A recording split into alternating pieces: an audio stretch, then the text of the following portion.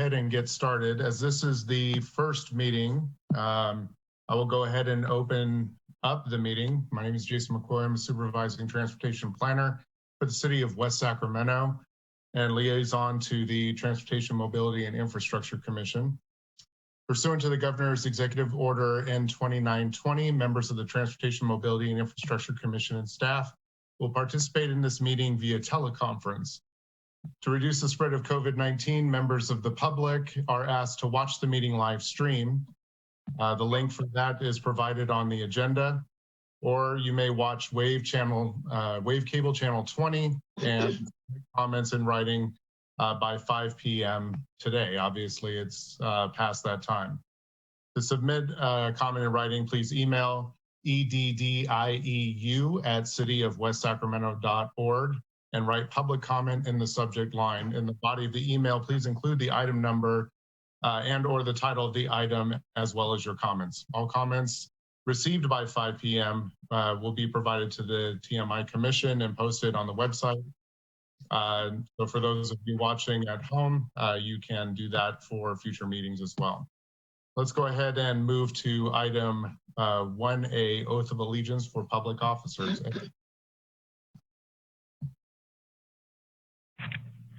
Good morning. Good evening, commissioners. If you can stand and please hold your right hand.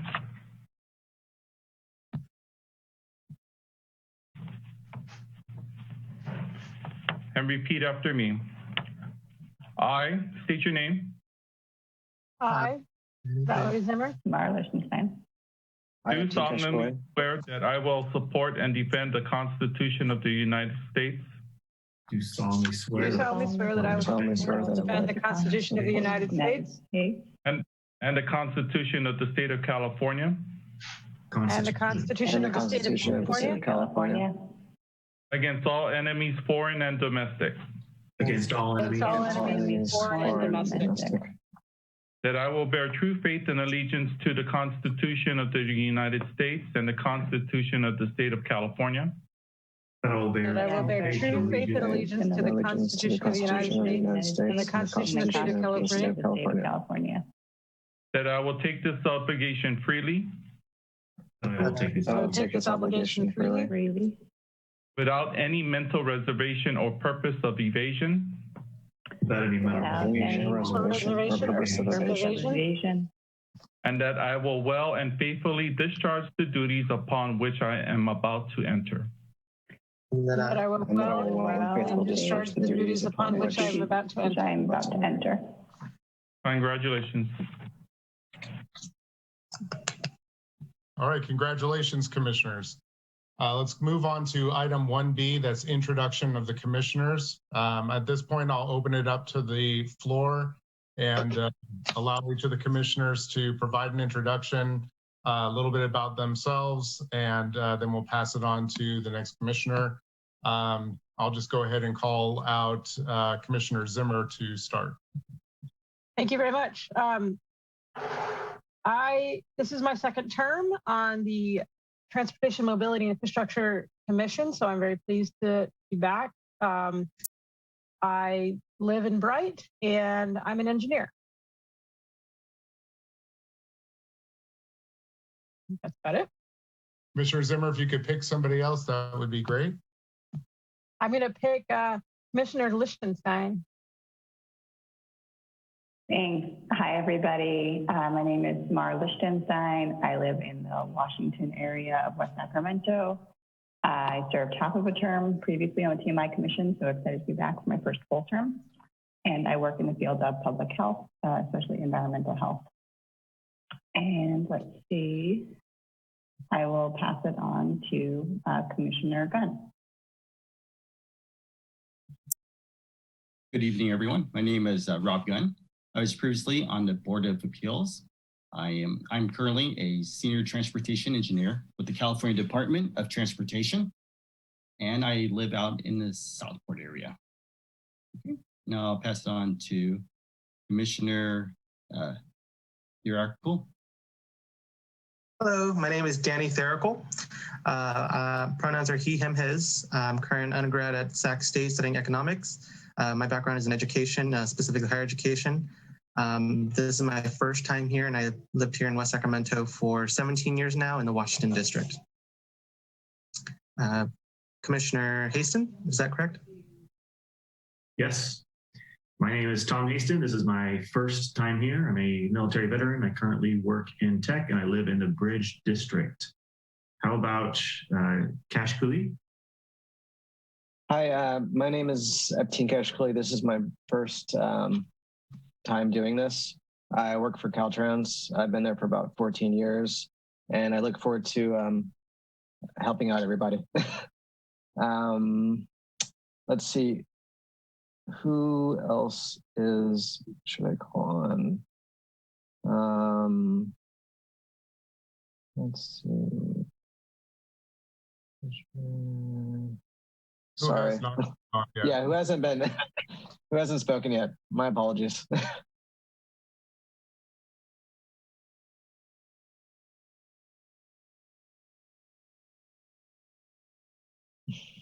One of our commissioners, Roy, it looks like your maybe Roy's audio is not on yet. Yeah. Hi, everyone. Sorry, I'm late, but good to see everyone. We're doing introductions. Could you go ahead and do an introduction of yourself? Sure, absolutely. Roy Yanez. I've lived in West Sacramento for about 8 years now. My day job, I work in the state capitol for an elected member of the assembly. I live here in West Sacramento with my significant other and my young son. He just turned 6. Let's see, what else can I share? Love the community. Community service is in my DNA, so I'm happy to be a part of the commission and look forward to diving in and getting involved and getting to know everyone else on the commission and, doing some good work for the city of West Sacramento. Thank you. Great, thank you. And sorry I was late. I was just finishing up a call with my boss. Quite all right. Has everybody introduced themselves? All right.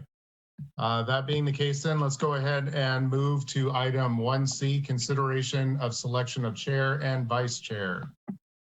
Ed, did you want to take the reins on this?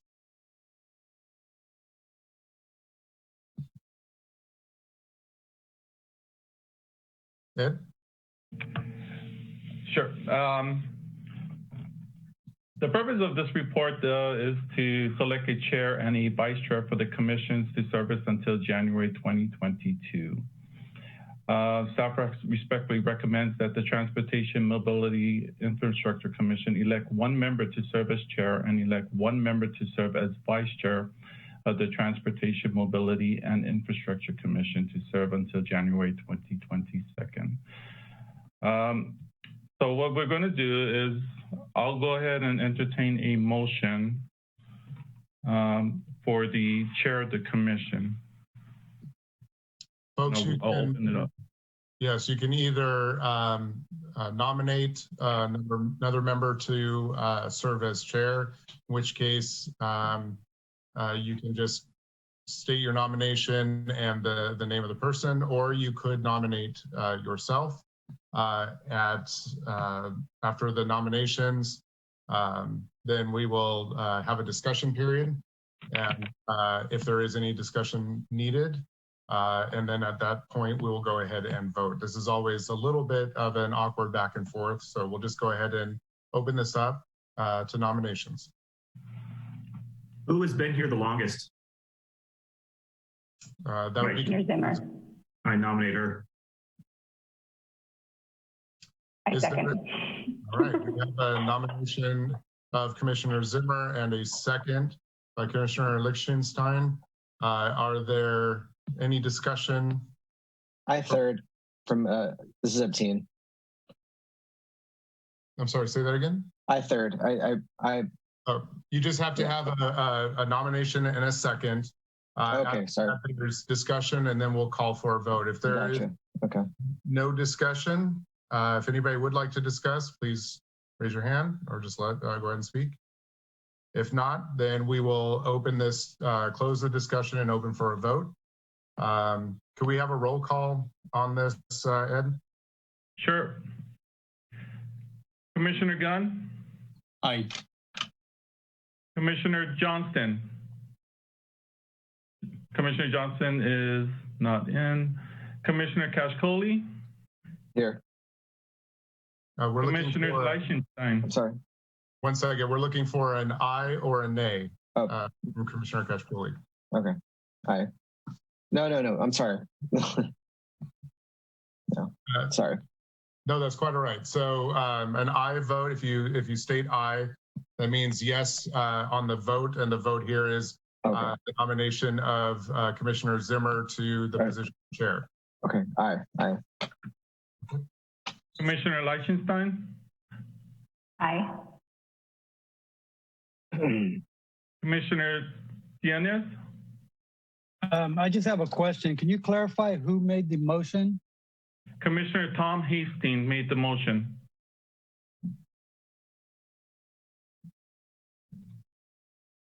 Hello? Commissioner Tom Hastings made the motion. Roy, are you able to hear Oh, us? got it. Yeah, got it. Okay. I will abstain on this vote. Okay. Commissioner Thurkel, Aye. was that a yes? Yes. Commissioner, I'm sorry, Jason, does Commissioner Hastings has the vote? He's an alternate. Commissioner Hastings is an alternate, so there is no vote unless there is an absent member. We do have an Commissioner absent Johnston is out. Yes, so then his vote is counted toward the total. Commissioner Hastings, Aye. Commissioner Zimmer, Aye. we have one abstain, one absent. The ayes have it. Okay, thank you very much. Congratulations, Commissioner Zimmer. You are now the chair. From this point, we will continue on to the nomination for the position of vice chair, and we'll continue through the same process. So I'll go ahead and open the floor. I would like to nominate Commissioner Thurkel as the person I believe who has lived in West Sacramento the longest. We have one nomination of Commissioner Thurkel. Do we have a second? I'll second. Second by Cianez. Is there any discussion? Okay, well, let's go ahead and go to a vote. Ed, could we do a roll call, please? Sure, 1 second. I'm just trying to get this thing in here. This is for the vice chair. Correct. Nomination for Danny Thurkel. Is that correct? That's correct. Great. Commissioner Kashkoli, Aye. Commissioner Leichenstein, Aye. Commissioner Cianez,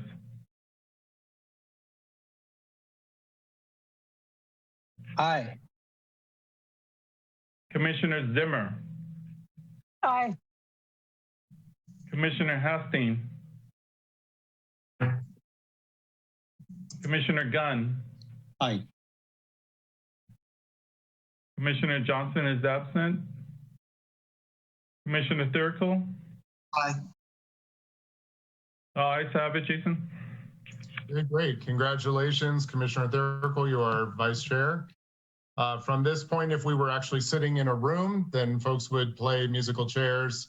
Commissioner, now Chair Zimmer, would move to the center with Commissioner Thurkel to the right. In this case, we don't need to do that, but if we ever do get back into in-person meetings, that will be the seating arrangement. Let's go ahead now and turn this over to Chair Zimmer to continue on with the rest of the agenda. Thank you very much, Mr. McCoy. My understanding as chair is I will be running the meeting, and I've had a great example in the last 2 years with former Commissioner Hirsch. I Having said that, there'll be a few hiccups, so bear with me, everyone. So thank you all for your nomination of me, and congratulations to Vice Chair Therical as well. So let's move on to the next part of the agenda, item 1D, presentations by the public on matters not on the agenda within the jurisdiction of the commission. Mr. McCoy, do we have any members of the public who wish to speak?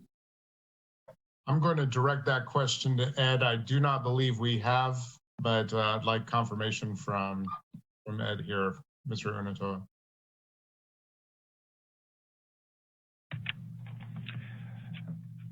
Madam Chair, we do not have any public comments from the public. Thank you. Thank you very much, Mr. Unatoa. I'm moving on to item 1E. Are there any commissioner communications?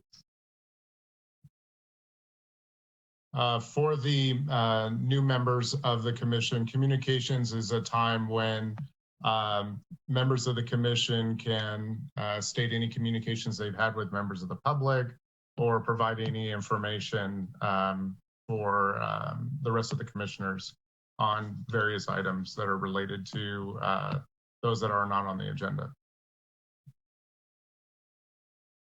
So thank you for that clarification. With that clarification, does anyone have any communications that they would like to bring forth? Okay, hearing none. Let's move on to the consent agenda. Consideration of approval of the minutes of the December 7th, 2020 Transportation, Mobility, and Infrastructure Commission meeting. We need a motion and a second to approve these minutes. They were included in the email. I hope you've all had a chance to review them. Is there a motion to approve? So moved. Second.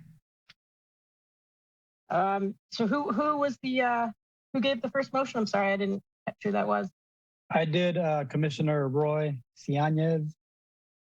Thank you, Commissioner Cianez. I hear a motion to approve by Commissioner Cianez, and I believe I heard a motion to second by Commissioner Therical. Is that correct? Yes.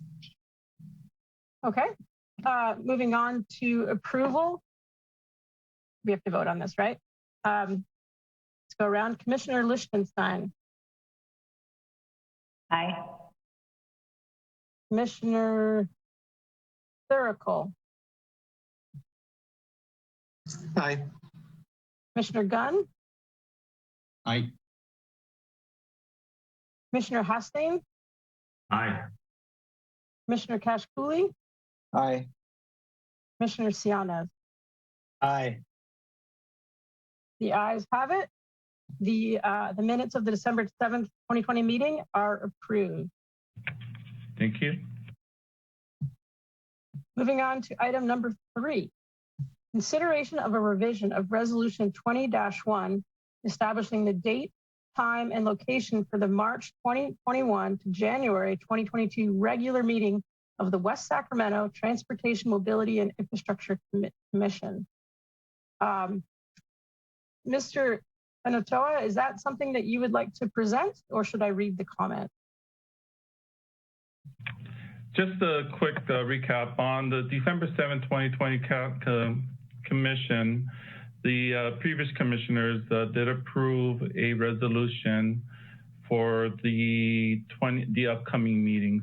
However, there was a mistake on the November meeting, and that has been stated with the renewal of the resolution to include that meeting in November. And yes, Madam Chair, if you could, the recommended is on the actual staff report. Okay, so the recommendation is to meet, I believe, on the first Monday of the odd month of the year, as we are right now. And that's the regular meeting. So do I hear a motion to approve? I motion to approve. That was Commissioner Gunn. Yep. Thank you. Is there a second? Second. A second from Commissioner Therical. Let's go around and vote on this motion. And I'm just going around in the order that I see you on the screen. So Commissioner Lichtenstein. Aye. Commissioner Thurical, Aye. Commissioner Gunn, Aye. Commissioner Hastings, Aye. Commissioner Kashkuli, Aye. and Commissioner Sianes. Aye. All right, the ayes have it. The date and time have been established. Is that all I have to say? I think that's all I have to say. And we will move on to the regular agenda. Item 4, consideration of a presentation from Yolo County Transportation District, YCTD, on the YOLO Go project. So it looks like we're going to be having a presentation by YCTD. Mr. McCoy, do you want to introduce them? Sure. Thank you, Chair Zimmer, members of the commission. The Yolo County Transportation District has embarked on a multi-month effort branded as YOLO Go, which was designed to identify strategies to help increase operational efficiencies, enhance local and regional transportation connectivity, increase ridership, and improve key performance indicators. Here with us today are 2 of the representatives from YCTD, including Jose Perez and Kristen Major. But first, I'd also like to introduce Sarah Strand, who is the key staff member and senior transportation planner working with YCTD on the YOLO Go, also known as the Comprehensive Operation Analysis COA for that was behind that effort. So Sarah, if you could provide some information on this from the staff perspective. Sure. So again, Sarah Strand, Senior Transportation Planner. It's really nice to see some old and new faces and very nice to meet everyone tonight. The city's been working really closely with YCTD for the past at least 5 years, just to take a closer look at some of the lower ridership routes in especially lower density parts of the city, as well as some opportunities to enhance service for those residents who really rely on transit the most. Since the introduction of our city's on-demand rideshare transit program in 2018, this has helped create even more coverage and options for residents. And although staff has not yet received information on the budgetary implications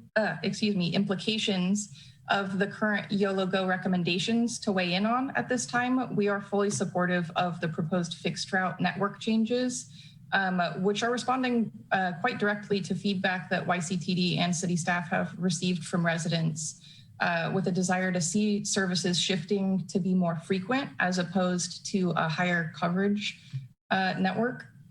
And increased frequencies on some of the key routes that are proposed, such as the intercity Route 42, can really help to ensure socially equitable investments in neighborhoods with lower rates of auto ownership and higher reliance on the bus system to get where they need to go.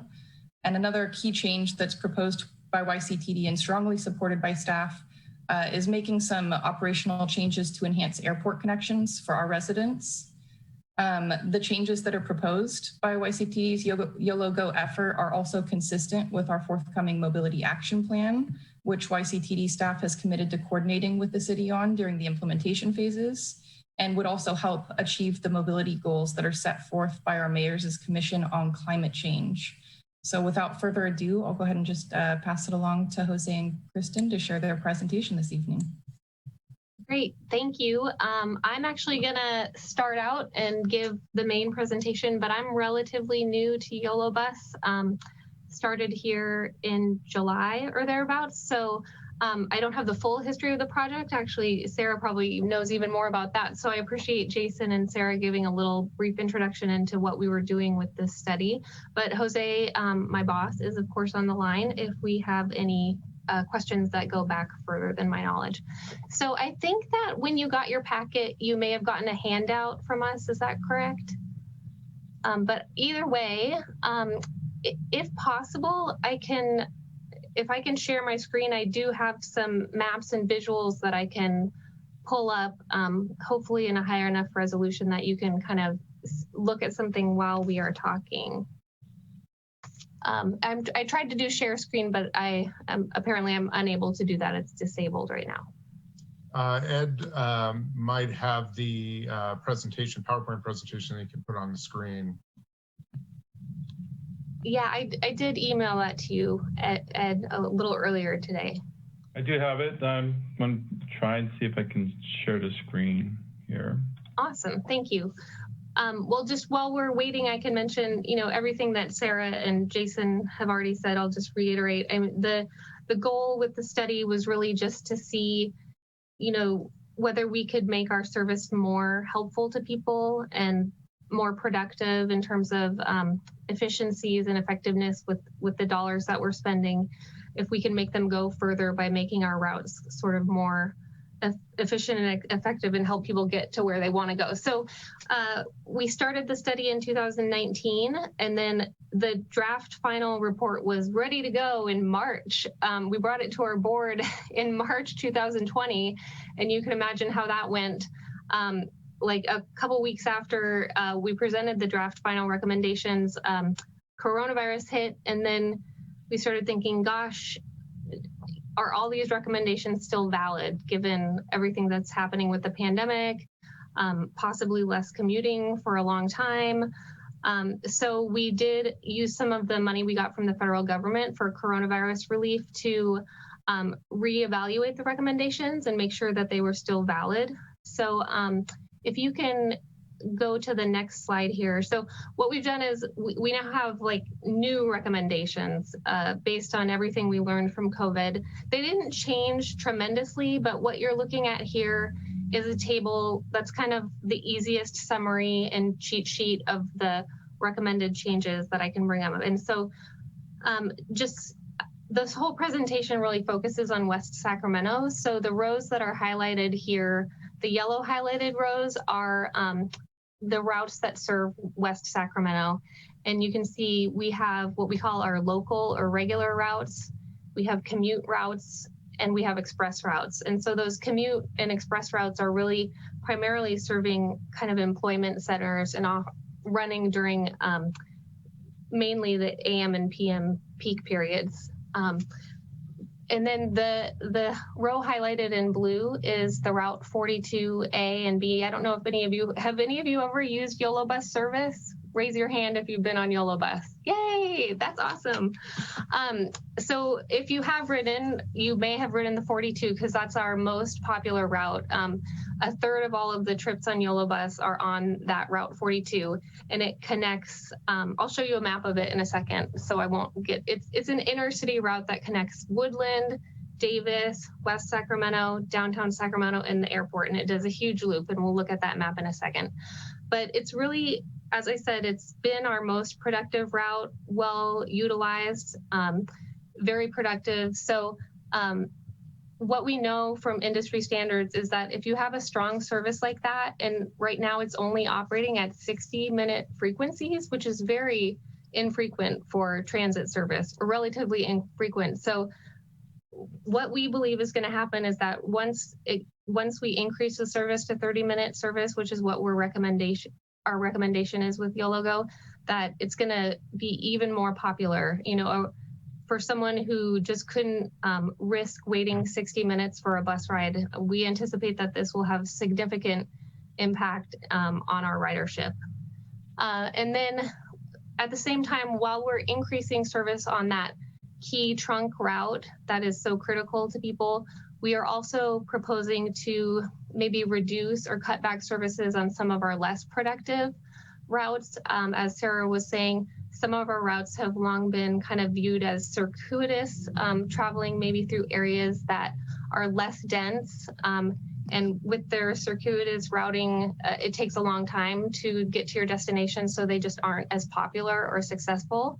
So now that West Sacramento has this great on-demand service in VIA, we are able to maybe use some of our fixed route resources to enhance stronger trunk line services while VIA helps connect people to, or, many of your micromobility options. You have a lot of options growing in your city for connecting to fixed route service. So with this study, the consultant is recommending that we focus on, frequency and trunk line services, and then reduce in some other areas. So that's what you can see in the yellow highlighted rows, where maybe we're proposing to discontinue the 241, which was a purely commute trip with only a few trips per day. So you can see that it was only operating 4 hours a day. So it wasn't operating all day long. It was just doing, a couple trips during the AM peak and a couple trips in the PM. So now we're proposing to discontinue that route. And then maybe what I'll do is go to the next slide, because it's sometimes now helpful to see these things in graphic format on the maps. So this is, like I said, I'm going to focus on West Sacramento. So this first is showing the regional route, the Route 42 that I was talking about, because that's the main route on this map that impacts you guys. So you can see that it goes all the way from Woodland to Davis to West Sacramento, like I said, downtown, and then all the way up to the airport. And we're proposing to increase the service frequency on there from 60 minutes all day to 60 minutes during the off-peak and then 30 minutes during peak hours. We have yet to define what the exact window is for the peak, but that's just a way to kind of mitigate some of the costs of going to enhanced frequency all day. Another benefit to West Sacramento that we're recommending as part of the COA is that Route 42 will now lay over at the West Sacramento Transit Center instead of laying over in downtown Sacramento. So the way the buses were currently scheduled, sometimes the 42 in one direction would pass through West Sacramento, go to downtown Sacramento, and then stop for a layover. And then passengers would have to get out and transfer to another bus in downtown Sacramento if they wanted to keep traveling north to the airport. Because in order to maximize the efficiency of our buses, we would turn buses around in downtown Sacramento. That's not very attractive to someone in West Sacramento who needs to travel to the airport to have to take a 2-seat trip and transfer in downtown Sacramento right after they just got on the bus. So that's going to be eliminated with these recommendations. And a passenger from West Sac would be able to hop on the bus at the transit center and travel directly north to the airport without stopping and getting off and transferring. Let's see, I think those are some of the main highlights that affect West Sacramento on the regional routes. So there is a little bit of streamlining through Davis. We did a lot of things to try to speed up the route. So if a West Sacramento resident was traveling to Davis, hopefully they'll find themselves having a faster trip because we won't be making so many loops through neighborhoods. It'll be more direct and efficient. So this next set of maps shows the peak hour network in West Sacramento and how that's proposed to change with the recommendations. So you can see you can see the Route 42 A and B line got darker, which is great. You can see that most of the service up in the northern part of the city is proposed to stay the same, with the exception of that Route 241, that commute route that only did a couple trips in the AM and a couple trips in the PM. We're proposing to eliminate that one, discontinue that. And then in Southport, in the southern neighborhoods, both the 35 and the 39 were probably not as efficient and effective as they could be. I think they weren't attractive to riders because they were making so many, as you can see, it's very loopy through those southern neighborhoods. So the recommendation is to make it more of a frequent trunk line service along Jefferson there. And then for people, they can get to that trunk line service either by via or some sort of micro mobility option. And then, yeah, I did want to mention you're doing a great job so far. And I did want to also specify that one of the changes we're proposing is a modification to Route 240, not to eliminate service to the Riverside area, but to provide pretty much trips only when we have existing demand, 2 trips a day, one in the morning, one in the PM, because that that loop has really impacted our on-time performance on that route. And again, for nominal demand. So we're not proposing to eliminate access to the, the Social Security office that's there or any of the other destinations, but we are proposing to reduce how frequently it goes there to, again, utilize the data that we have that shows when folks want to get there and how often. Yeah, thanks for pointing that out, Jose. I was probably going to miss that one. So I think that covers this slide. So I'll go to the next one, but please feel free to jump in or yell if you have any questions. We can take questions at the end, of course, but if there's a specific question on any of these slides you want to answer.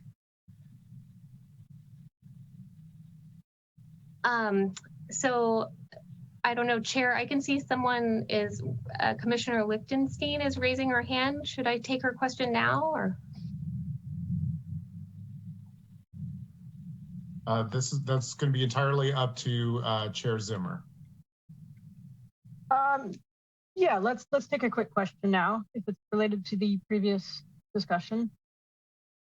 It is, thank you. And thank you for this presentation thus far. I knew you were on a roll and didn't want to interrupt, but when you gave that opening, I thought I'd jump in. So yeah, my question is actually, no, my question is actually related to one slide prior to this one. The 42 route. So, and this is coming from somebody who's used transit extensively, especially during my pregnancy. So a big fan. I think I've ridden nearly all of the routes that you show here. Awesome. I was curious about the data around the share of riders who use the 42 routes to go to the airport versus to one of the three main urban areas. And the reason I ask is because my understanding of the research is experts are predicting a lag in terms of air travel, and it could be many, many years before it reaches kind of pre-COVID levels, if it ever does. So I'm wondering if prior to COVID, a large share of the riders were getting on and off of the airport, do you expect that to be the same in these models, or do you have other assumptions? Yeah, Jose, do you want to take it because you have more history with us? Or? Yeah, absolutely. It's an excellent question. And I hope we as a district are not kind of overselling I won't say this, this is going to come across wrong, overselling the importance of the airport. It's a key trip generator. It's very important for mass transit, for public transit to be able to access those trips. But what we found with the current pretty significant reductions in demand due to the COVID impacts, we do continue to have ridership to and from the airport, particularly because Sacramento Regional Transit discontinued their new airport service. They had a Route 142 that they launched right at the beginning of the pandemic, and then they removed that as well fairly quickly. YOLO Bus has continued serving that location, and we will continue to do so.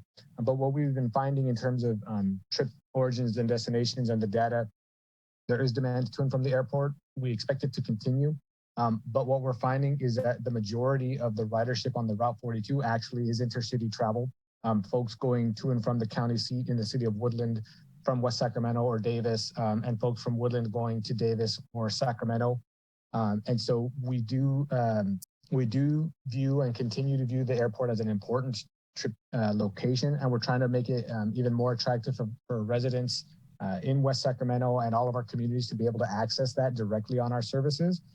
But it's not, I don't want to give the impression that we are expecting the airport to be a significant or like kind of the keystone factor for increasing the ridership or resulting in improved performance of the Route 42 that changes that we're proposing through YOLO Go. I apologize for not having the exact kind of like breakdown in numbers. I know our consulting team did look at the specific demand and changes between what they had pre-COVID and during COVID in that reassessment study of the recommendations. And we can provide that to the city staff after the fact. But I do know that while demand continues for the airport, it is not the sole reason why we're kind of making the single seat trip or changes. There were other reasons why we wanted to make the direction of travel consistent and single seat trips available to all West Sac residents.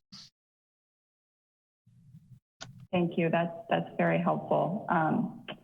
And I think part of my interest is in the sort of counterclockwise route that I know stops at the airport when folks I've seen many people continue on and actually going to Woodland. And so I was just curious how crucial that stop was, but that's very helpful. Thank you. Great. And okay, go ahead. Oh, sorry, Chair. I just didn't know if you wanted to let Commissioner Therical ask his question as well while we're paused. That's what I was going to do. I just fired up a second screen so I can see the hands being raised. So Commissioner Therical, would you like to make a comment? Yes, thank you, Chair. This one's on the slide after this one, actually. So my questions are for specifically that Route 39. I know you said this is during peak hours. So are you saying that there are going to be hours during the day that that route is not going to be available to residents? That route is going to also be on the midday map. That's going to come up in a second because while 39 previously only ran during, I believe, the commute and 35 was an all-day service, since we're merging them into one, it's now going to be an all-day service. The frequency during the midday probably will not be as frequent as it was during the peaks, and all of that is still the details that we need to sort out when we get into service planning and scheduling after YOLOGO is adopted. But yeah, it will be some sort of all-day route that does operate in the midday. And another benefit of it merging, correct me if this is wrong, Jose, but my understanding is that whereas previously it stopped at the transit center, it now is going to go all the way into downtown Sacramento. Is that correct, Jose? That's correct. For what was previously the Route 35 would kind of begin and end at that transit center and go into Southport. The merge route that we're calling again Route 39 will continue to downtown. Effectively, we can schedule it such that it goes into downtown all day. As Kristen mentioned, likely at a reduced frequency than it may have been earlier. But in addition to all of the other local routes, the 40, 41, and the 240 that are already crossing that bridge regularly throughout the day, provides even more connections and opportunities for folks going from the West Sacramento Civic Center area into and out of downtown. But yeah, so it will be an enhancement in that direction. And we fully understand that, this is going to make accessing that route a little more difficult for some of the folks who lived off of, off that main trunk of Jefferson. But we really feel that this is going to give the strongest results from YOLOGO, and it keeps YOLO Bus focused on the areas where it performs best, trunk lines, moving lots of people during peak periods in larger vehicles versus meandering through residential areas. Okay. Thank you very much for the clarification. Because the way it came off, it sounded like it was only during peak hours versus all day service. So I appreciate for that clarification. And I definitely agree with you that it was unattractive to ride at first. I used that Route 35 a lot when I was in high school. It was so many stops, but I still had to take it because I had to use it no matter what, right? So I do like the least stops there to cut down on that transportation time. That's great. Did you go to that high school that is right along the route there? I did. I went to River City High School. Oh, great. Because we were just making sure that the preliminary proposed schedule we were looking at serves it and would get the students there in time and not make them wait too long after the school bells. So I do have a second question though, because I believe you mentioned something about allowing people to use VIA in that area in the south part. So I don't know if this is even relatable to what we're discussing, but I do know that for the students in that area who, if they're not going to be able to use that bus and they're using VIA, I know it's been an issue for those students to use Lyft or Uber because they're under 18, I think, and there was some kind of issue with there. Is there going to be an issue with those students using VIA after school? I can jump in here. This is Sarah Strand, Senior Transportation Planner with the city. So I manage the VIA program. Youth in the community who are age 13 and older are permitted to ride the platform alone with their parent consent. And we actually, pre-COVID, the high school was actually the second most popular destination on the platform. So we have had a very strong adoption. And in addition to just kids getting to school on the VIA platform or home from after school programs, YCTD has been an awesome partner in working with us on a free transfer program. So anybody who takes a ride on a VIA can request a bus voucher and transfer over to the fixed route for free. So the support for the students is definitely there. Awesome. Thank you for that. And then, sorry, one last question. I know that I believe the fee for VIA is $350, correct? That is the standard one-way trip fare. However, there's a 50% discount for senior and disabled riders. And there's also a weekly VIA Pass option, which is $15 per week. And it allows you to ride up to 4 times a day, each day of that week. So it's very affordable for those who are using it regularly. And that same weekly pass option is also half off for seniors and disabled riders, only $7.50 a week for that same deal. And I was just going to clarify, that's a very good bargain for seniors and persons with disabilities. They would then get, that free pass transfer that we're working with the city on. And currently through the end of December 31st of this year, 2021, all youth 18 and under ride YOLO Bus for free. And that was recently a program extended by our board. So if you are a youth in the city of West Sacramento trying to get to and from the city or to YOLO Bus and beyond, it really is very affordable at $15 a week to be able to ride YOLO Bus and get into the city, first last mile with VIA. So it's actually a pretty cool time to be young in the city of West Sacramento. And that's one of our, kind of tangential goals, is to try and get people acclimated to riding on public transit and used to it and continue it throughout the rest of their lives. Okay, thank you very much for that clarification. That cleared everything up. Thank you. Okay, thank you, Commissioner Thuricle. I also see Commissioner Gunn, you have a hand raised. Yes, I had a question about the ridership numbers. If we could go to that slide. So I was just wanting clarification. So for the daily ridership change, for instance, Route 35, it says minus 111, and then the new ridership change is minus 66. I just wanted a little bit more clarification. So is that like the net change? And then I guess my question is that the net change expected for the new ridership change for Route 35 is the minus 66? Or yeah, that's correct. So what our consultant, I believe, is doing there is taking the existing daily ridership. And so the Route 35, the existing average daily ridership must be 111 for the Route 35. And then for the Route 42, of course, the increases are less real numbers than they are guesses.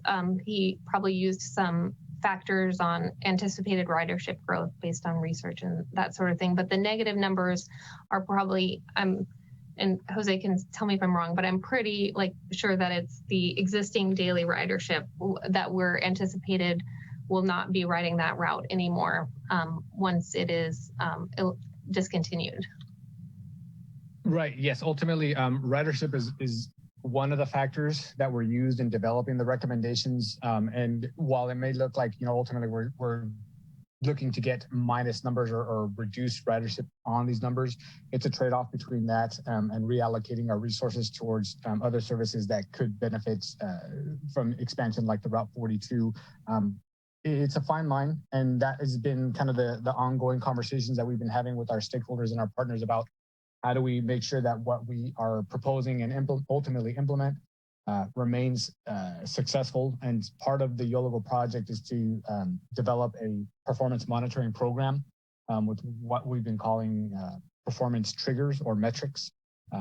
Basically kind of like lines in the sand about when we could decide to reintroduce service, expand service, or possibly even further reduce or eliminate others if they don't perform the way that we expect. So as Krista mentioned, these are the anticipated gains and or losses, if you want to call them that, with respect to ridership, based on our consultant team's estimates on the data that they have and the reasonable assumptions that we can make in a kind of post-COVID environment. But they are not by any means kind of like absolute, guaranteed, or concrete. Honestly, I think our consultant team is fairly conservative with their ridership estimates on the Route 42 expansion.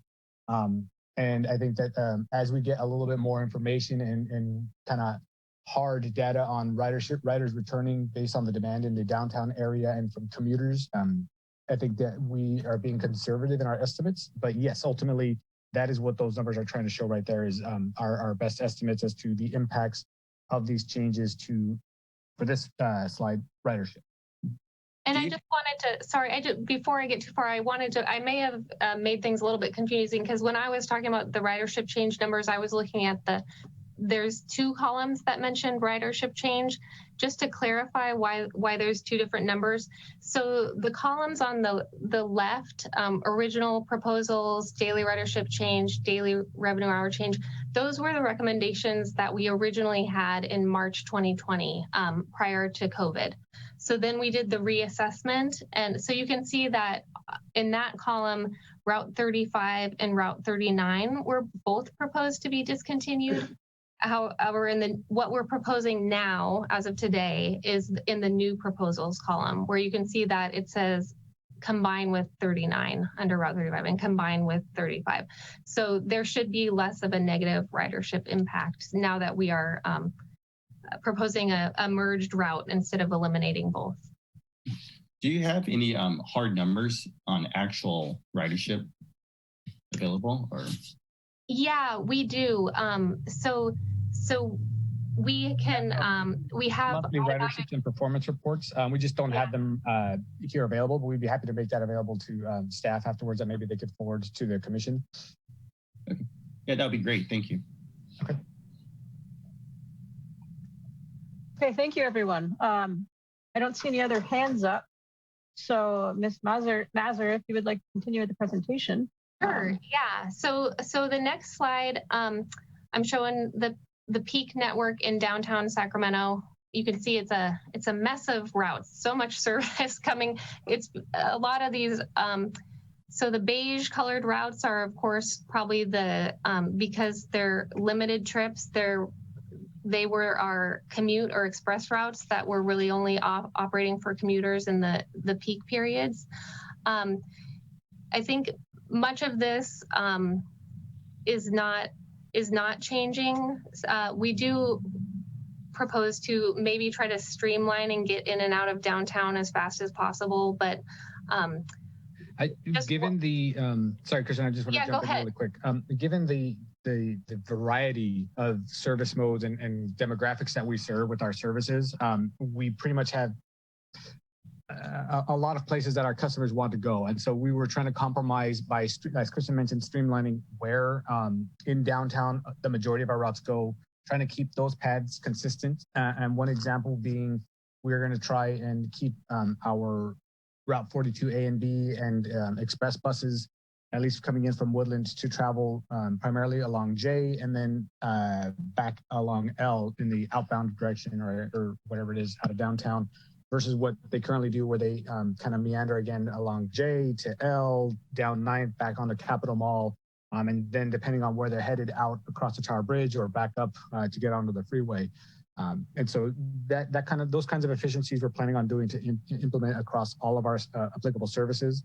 One thing I would like to note that as of this time, we are not proposing to change that path of the Route 39, given again the commuters and the destinations that those existing customers want to go to. It will continue along close to where they're already used to getting on and off along N Street. And you can kind of see that light blue Route 39 path there on the map. Jose, I got to jump in because I'm tremendously embarrassed that these are showing the same map. The materials I emailed out, though, do have the revised. So if you have the packet that I sent out, or if I could share my screen, I could show you the correct revised route. It does show the streamlining much better. And while we work on that, yeah, if we can get that shown, that would be great. But those are some of the changes that we're proposing in downtown, is to try and clean up some of that, what I've been calling the spaghetti map that we've had to been working with. Again, it's that's a little bit cleaner than what we had before. It still does have some differences depending again on those service routes and the demographics that those routes do serve, but we are planning on keeping the current path for that Route 39 to those employers and destinations that they want to go to and are familiar with. And then the rest, you can see a lot of merging, or for consistency's sake, where these bus routes travel to and from.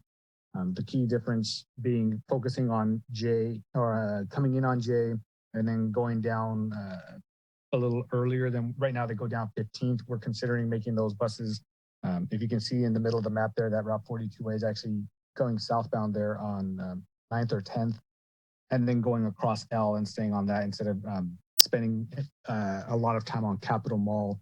Capitol Mall in downtown Sacramento has a lot of closures and detours. Pre-COVID, it was honestly probably twice a week we had closures and detours on that. And so while the city would also keep L Street fairly open, the biggest challenge on L was the traffic impacts from the Golden One Center. And in practice or in reality, that those events haven't really negatively impacted our ability to go across L. So in coordination with Sacramento Regional Transit, that's kind of our main plan for downtown, is to streamline how far into downtown we go and make the paths as consistent as possible for all of our routes.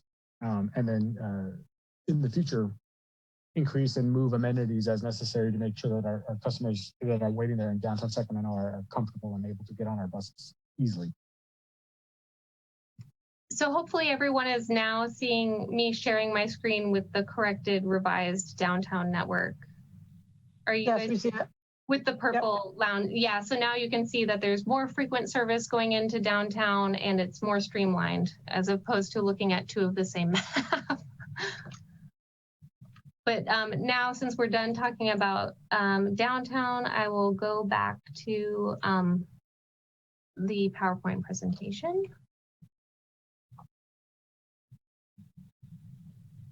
Let's see.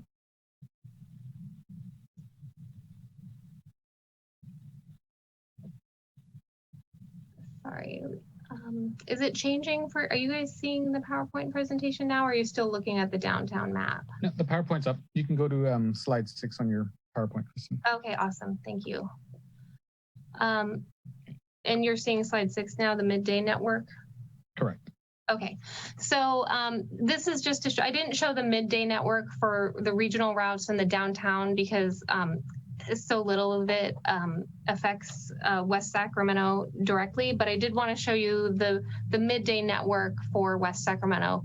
So this goes back to the earlier question where you can see that we are still going to have the new 39, which is the merged 3539 route during the midday, and that much of the service in the northern area of the city will also continue to run during the midday with as Jose mentioned, that Route 240 loop being limited to just 2 daily trips since it has such an impact on the running time.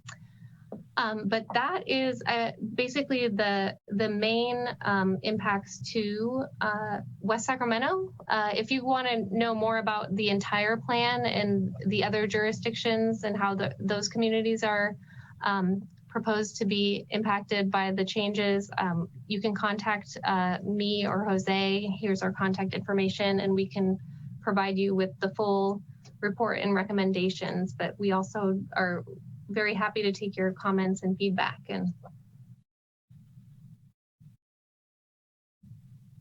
Okay, thank you very much for that very informative presentation. I know it was very well done, and I know that I thought that was very informative. I'm going to open it up for questions and comments from the commission. I see Commissioner Lichtenstein has her hand raised. Yes, thank you, Chair.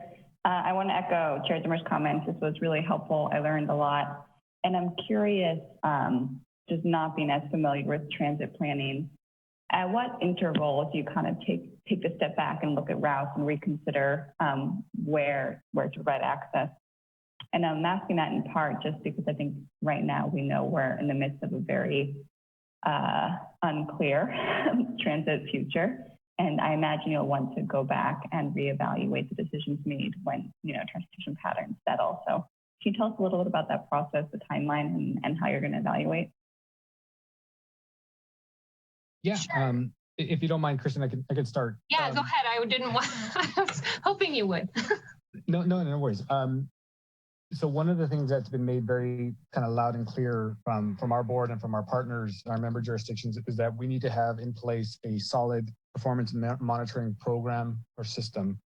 And that is a key element of the YOLOGO study. Our consultant team is working on that now in partnership with us. But basically, we want to, we'd love to hear from this commission. We've heard from our own YCTD Citizens Advisory Committee and our Technical Advisory Committee, some of the initial feedback about, how long we should implement these changes for, what we need to look for in terms of qualitative and quantitative performance. And then we're going to take all of that and put it into kind of a monitoring program so that we can evaluate and monitor it. So routinely, we look at our performance based on calculable figures like ridership, up gains or losses, cost per mile, cost per service hour. We call those key performance indicators. And we look at those monthly. When it comes to the success or needing to update and revise service enhancements or changes like what we're proposing in West Sacramento and YOLOGO, it's a conversation, but we do want to make sure that any of the changes that we implement are given a fair shake at being successful and at providing at the very least information and data for us to make future decisions. So as it stands right now, we don't have a specific like, hey, in 3 months, we're going to pull the plug on this or double the number of buses on it. But what we are going to have is for the final YOLOGO product is a measure of when a specific route or service reaches a specific point. And right now in conversations with our consultant team, it's likely going to be close to or around their pre-COVID levels. Then once we get to that point after making the changes, we would take another look, likely go back out to the public, to those existing customers and riders and say, hey, is this working for you? How can it be improved? Do we need to expand? Or do we need to go to other places to continue, ideally, that increased ridership or growth, improvement in performance? So long-winded way of saying, we'd love to hear your thoughts on how often we should be monitoring and reporting back to our board and our partner jurisdictions about the success of these types of service and service changes. At the very least, I think what we want to do is any of the implemented YOLO bus services or service changes that we put out on the road, industry practice says you should probably do it for about a year. And ideally, that would be in a year where you have a reasonable expectation of normal ridership, and whatever that means in a post-COVID world. And so that's kind of where we are right now. But if it ends up being something like our member jurisdictions and our stakeholders are saying, giving it 12 months is too long or too little, because we've heard both already, then that's something that we're going to provide to our consultant team to put in a recommended performance monitoring plan in place. That's ultimately, again, not written in stone that we can update and enhance, but we do like to give changes like this a solid amount of time to monitor, not just because we want to get kind of a full year's data, but the less we impact our customers with frequent schedule changes or changes in their route path and alignment, the more likely they are to stick with it and to give us their honest feedback about how to improve it. Thank you. I appreciate that.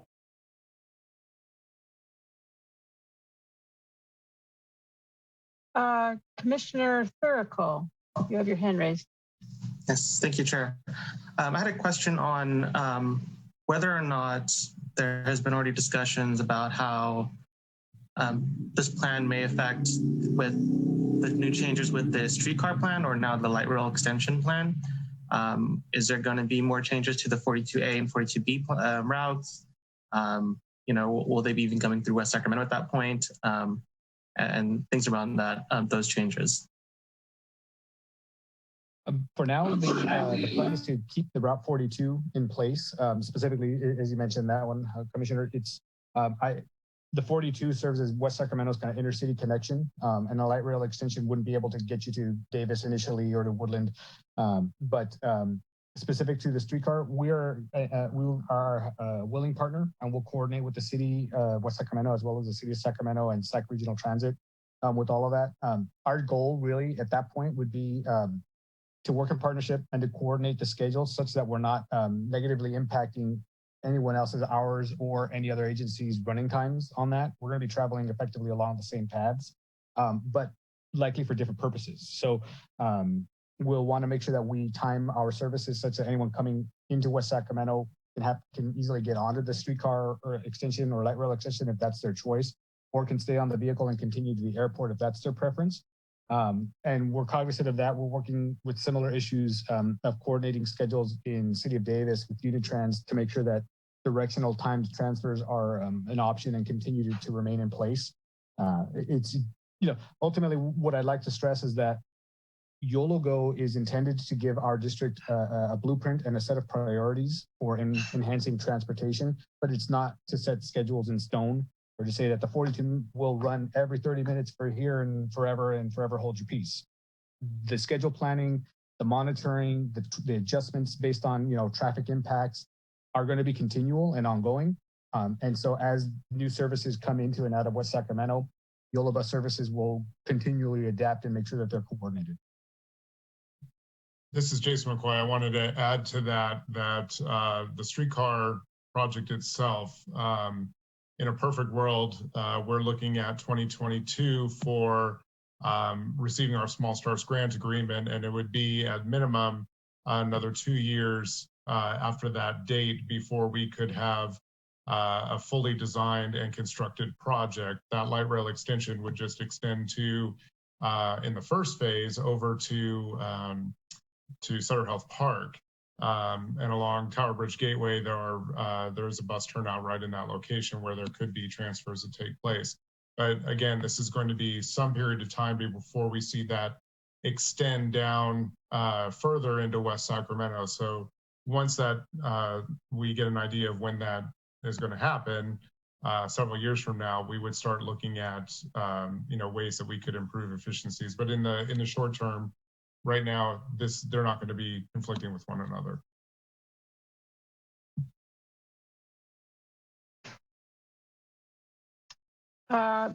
Okay, if there are no more comments from Commissioner Thurical, Commissioner Gunn, I see that you have your hand raised.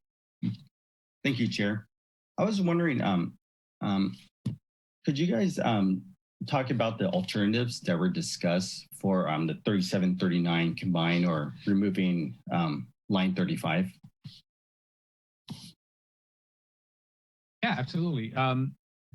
So really what we were looking at as part of the YOLO Go service, YOLO Go is the brand for the study. The study was a comprehensive operational analysis that made sure that, we wanted to have a consultant assist us in taking an objective eye of the system, our network as a whole, as well as focusing on the key differences and priorities of each of our member jurisdictions.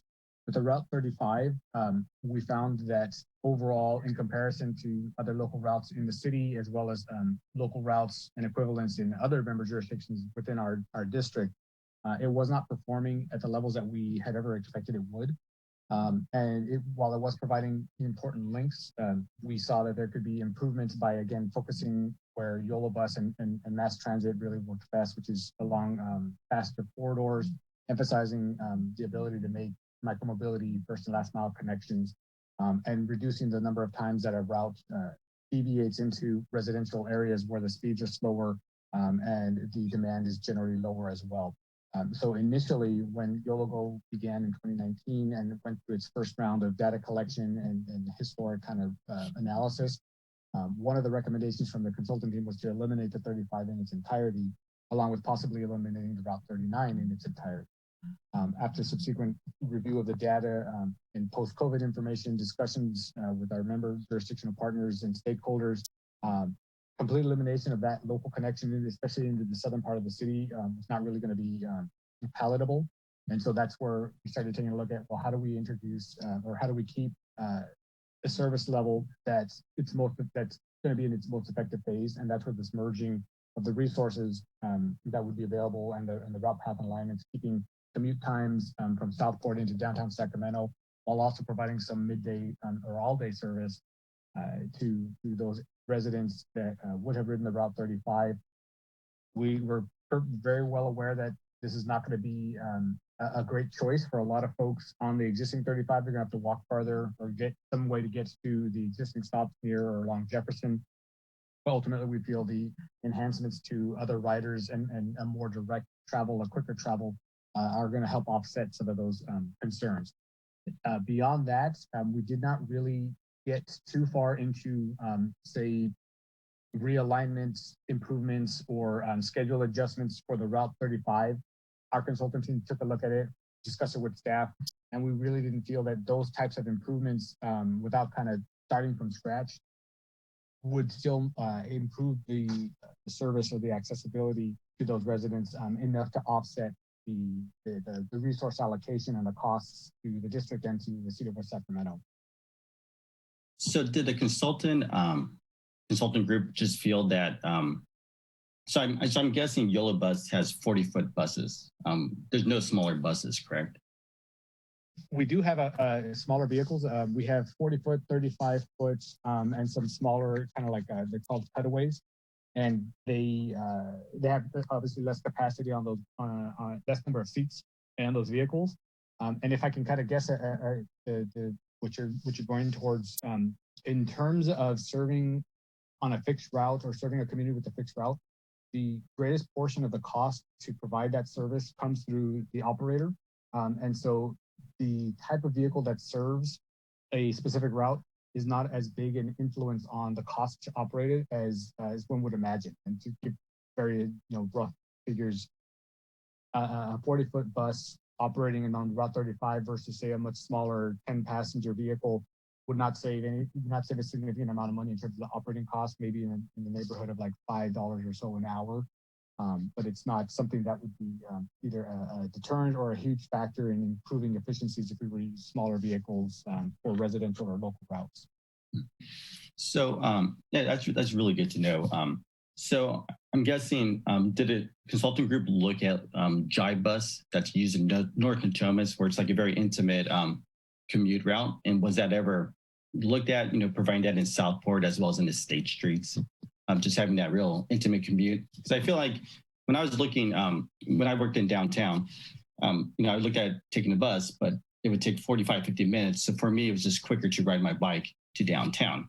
Had there been something like maybe like Jive Bus, whereas, more of a neighborhood, more intimate neighborhood route that takes you, in your neighborhood, takes you straight to downtown, I definitely would have considered it. So I was just wondering if the consultants looked at something like the Jive program in North Natomas. I believe they looked at it in terms of kind of like similar peer networks when they were comparing our YOLO Bus services with those of nearby Sacramento Regional Transit and like Jive Bus. I cannot tell you if they specifically modeled or put a scenario in where we'd have something like that in West Sacramento. But what I can say with a certain amount of confidence is that in looking at the levels of demand based on historic ridership and on community outreach conducted, there would not have been a sufficient amount of efficiency in a service that focuses on the Southport area, or like what you're speaking of, kind of what the 35 kind of went into the more residential, slower areas and then circulated. There was not enough, based on the information that we had and our consultant reviewed, enough consistent demand or regular demand to make a service like that be able to stand alone, particularly with the other options available to the city of West Sacramento in their microtransit via and micromobility options that they're developing. We're trying to avoid something that we're kind of seeing happen in the downtown Sacramento area, where there's a number of overlapping and conflicting services, and we didn't want to fight ourselves for the ridership and the demand. And that's where in those discussions and conversations, we're working to coordinate available services, promote and advertise, and then focus on our core strengths, which is moving lots of people during peak periods in larger vehicles up and down corridors. Okay, yeah, thank you very much. If I could jump in just to add one other note, Jose, Sarah with the city. The district worked really closely with city staff through their technical advisory committee as well. And some changes were made to make sure that the proposed combined 39 route does continue to serve the Savannah apartments in Southport. I think something just to make sure to be highlighted, although I'm sure all the commissioners are already fairly aware of this, socioeconomically, there is higher incomes and higher auto ownership in the South, in addition to that lower density. So, beyond moving routes around. It's just always going to be an inherent issue, a challenge to try to get people to ride the bus when it's easier to drive and park. So to Jose's point in trying to shift people over to whether it's a smaller shuttle or otherwise, that challenge is always going to be there to some extent, but making sure that that route continued to serve those who are most reliant on transit, which we've identified a lot more dependence in some of the multifamily areas on using transit via biking, walking. The district did a great job of making sure that loop would still serve the demands in the most important areas in the South. Thank you. Thank you very much. Commissioners, are there any additional questions or comments?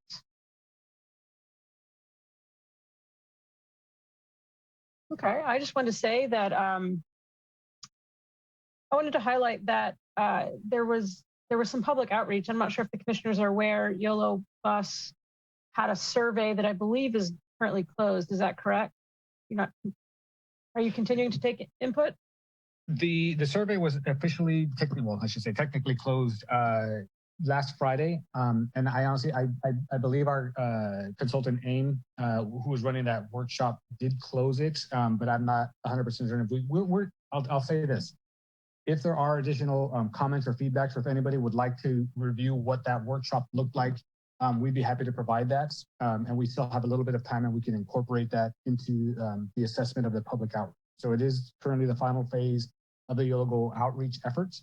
But I'd be happy to, again, make that available to this commission if there's any kind of notes or feedbacks that we want to express and incorporate within that outreach. Yes, thank you. I think we would be curious to hear what the survey had to say.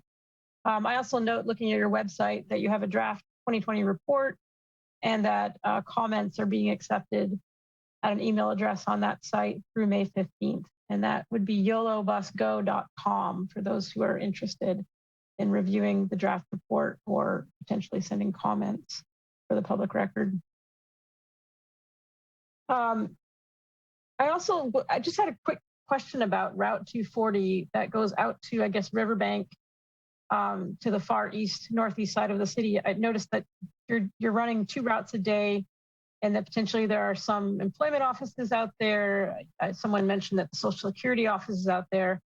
And I'm just sort of curious about the timing of those, that twice a day. Is it in the evening and in the morning for commuters? Or if somebody were to take the bus out for an appointment, would they be able to get back home, that kind of thing? So the current demand to that area on the Route 240, what we found timing wise is that it's timed to employment. So there's a couple of employees, and I literally mean a couple of employees that would ride that service in the early morning and then again in their return at the end of their shift for the afternoons. And that is at this time the current kind of timing that we're planning on focusing on for that Route 240, those limited trips in the proposed recommendation to get folks in as a commute type option in that Riverbank area. What we found is in the midday traffic congestion, the recent expansion of the Amazon kind of site and location there, it's a factory, it's not a factory, a warehouse and shipping kind of location that I'm sure that the city of Westside can explain better. But that has significantly increased traffic congestion, particularly during heavy shopping seasons and peak periods when they're leaving in the mornings and coming back in the afternoons from their deliveries. It's all of those factors slow down our buses and slowed it down significantly, such that the buses that would then kind of snowball and continue to be late throughout the rest of their trips. They wouldn't have enough time to quote unquote recover from running late because of the congestion and impacts in that area. So we're cognizant of the fact that there is demand there, particularly in the early AM and PM. We feel that the resources, rather than running a bus that's not very well utilized and runs late anyway, can be better allocated towards other services in the city. Thank you very much. And I just want to say thank you for a very informative presentation and for answering all of the questions and addressing our comments. So I appreciate that. Commissioners, are there any additional questions or comments? Okay, hearing none, I'm going to move on. And I wanted to step back a little bit and welcome Commissioner Johnson to the meeting. and we need to do the oath of allegiance for Commissioner Johnston. So, Mr. Anatoa, would you like to take the lead on that? Thank you, Madam Chair. Commissioner Johnson, if you could stand and raise your right hand.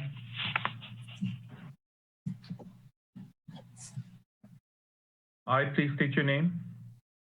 I, Sheila Johnston, Do solemnly swear that I will support and defend the Constitution of the United States do solemnly swear that I will support and defend the Constitution of the United States and the Constitution of the State of California against all enemies, and the Constitution of the State of California against all enemies, foreign and domestic, that I will bear true faith and allegiance to the Constitution of the United States that I will bear the truth and allegiance to the Constitution of the United States and the Constitution of the State of California, and the Constitution of the State of California, that I will take this obligation freely without any mental reservation or purpose of evasion, and that I will well and faithfully discharge the duties upon which I am about to enter. Congratulations, Commissioner. Thank you. Thank you. And Commissioner Johnston, would you like to do a quick introduction of yourself? Yes, first and foremost, I have to sincerely apologize for being late. A user error on my calendar, but I really promise that I won't be late in the future. It's so nice to be here, and I plan on serving the Commission and the City of West Sacramento very well and to the best of my abilities. Thank you very much and welcome. Okay, we're going to move on to General Administration Function Part 2. Section A, Transportation and Mobility Infrastructure Commission calendar. The next regular meeting of the Transportation, Mobility and Infrastructure Commission is scheduled for Monday, May 3rd, 2021. Next item, B, reports from city staff. Mr. McCoy, are there any reports from city staff? No reports from city staff at this time. Thank you very much. Item C, future agenda item request by the Transportation, Mobility and Infrastructure Commission. Commissioners, are there any future agenda item requests? Madam Chair, if I could, I'm intending on bringing an item before the commission for the next meeting. And that's going to be an update on the High Street Bridge deck conversion for active transportation project. We have specifically worked to obtain grant funding for that project. We are in the initial environmental phase and preliminary engineering. And I think we're getting close enough to the point that I could provide some concept engineering drawings and provide a status to the commissioners on that project. I think we would be interested in that. Is that for right now or is that for a future meeting? That would be a future meeting, next meeting, preferably the next meeting. It could be the meeting after that, depends on the progress. Okay, thank you very much. Commissioner Lichtenstein, did you have a request? I do, thank you. And I know we've touched on this a bit in the past, but at some point, it doesn't need to be the next meeting, I would love an update on the transportation specific components of the Climate Action Plan and the Mayor's Commission on Climate Change to understand how those overlap with our role here.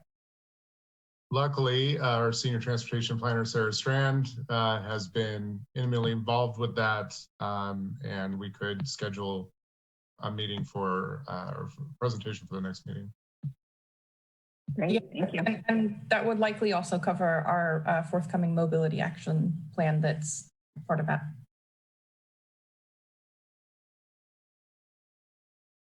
Great, thank you. Commissioner Gunn, did you have a request? Yes, thank you, Chair. I was hoping to, at a future meeting, if we could get an update on the light rail extension. Mr. McCoy, I know you mentioned, we're getting, maybe in a couple of years, we're getting close to design and maybe construction after that on the best case scenario.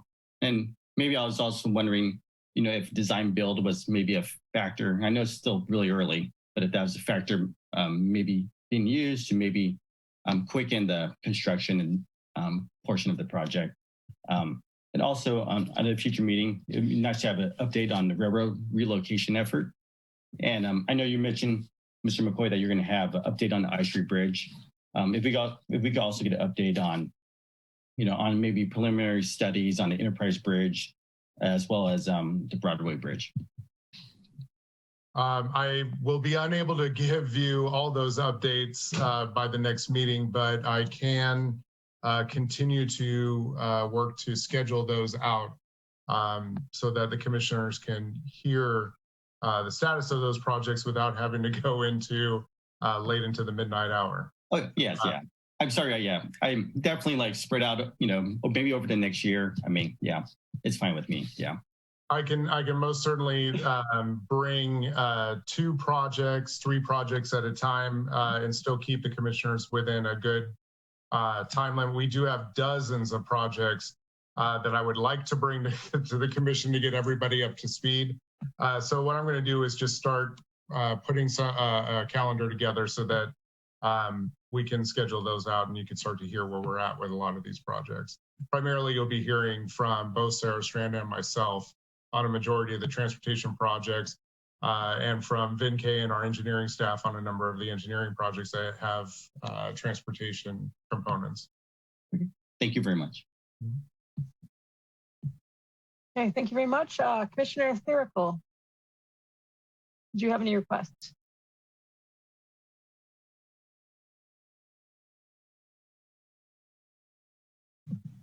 Is that me? Yes, you, sorry. Sorry about that. My internet is a little wonky, so it cuts in and out a little bit. Quest was also going to be an update on the streetcar and light rail plan, but I also wanted to know if we can get an information item going on. I'd like to learn more about, VIA, its current uses and plans for the future, but also the other ways of getting throughout the city using the Lime bikes or Lime scooters and the share bikes as well. Micro mobility and microtransit are definitely within the purview of the commission, and we'd be happy to bring those to you. Thank you. Commissioners, any additional requests? I have a very short request. I was curious as to the new dock that's over on the riverfront. When will the public have access to that dock and under what conditions? I believe that the gate is locked and I haven't seen anyone using that dock yet. So I recall that this in December was an item that you wanted to hear about. And I did talk with Jeremy Chapadolini about providing an update. So that is on our list already. I believe that the dock was open to the public. It was being used. In fact, I saw a boat out there this morning. However, you're not supposed to be using it because we still have policies that need to be put into place regarding the use and the maintenance. So well, it's being used, but not supposed to. So that's the short answer. I will have Jeremy provide an update to the commission at the next meeting regarding the policy, although I believe it might be going to council prior to coming here to the commission. okay, thank you very much. Appreciate that. Commissioner Johnston, do you have a comment or question? Yes, during the commission orientation last week, our engineer Vin mentioned that there's a schedule for infrastructure that's built into various communities around West Sacramento. This would just be striping and potholes and any other issues that were intended to be built by the developer of any community here in West Sac. Is there a way we can get an update or just a background on what the maintenance schedule for each neighborhood in West Sacramento might be, or what that might look like? I can get a hold of our public works director and find out if they have that information. I'm assuming that they would, and we'll see if we can't have somebody forward that information to the commission or provide an update. Thank you. Okay, thank you very much. Commissioner Thuricle, do you have another request? I see a hand up. No, okay. Commissioners, any other requests? Okay, with that, we're going to move on to item D, adjournment. Do we need a motion to adjourn, Mr. I typically do it, just ask for move to adjourn, second, and then we're done. Okay. Is there a motion to adjourn? So moved. To adjourn. I'll second. Okay. I see a motion from Commissioner Johnston and a second from Commissioner Gunn. And with that, we are adjourned. Thank you all very much. We are adjourning the TMI Commission. All right.